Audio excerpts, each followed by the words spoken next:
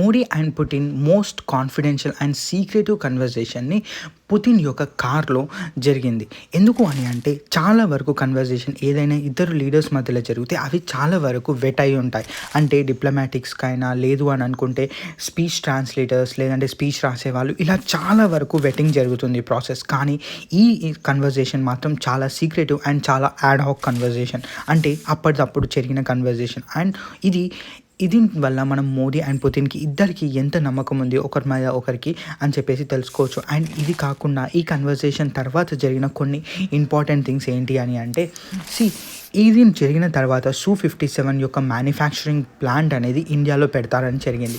And ఇది కాకుండా China మీద డెవలప్మెంట్స్కి కూడా దీంట్లో కన్వర్సేషన్ జరిగి ఉండవచ్చు అకార్డింగ్ టు ద రిపోర్ట్స్, అంటే థింక్ ట్యాంక్స్ ప్రకారం.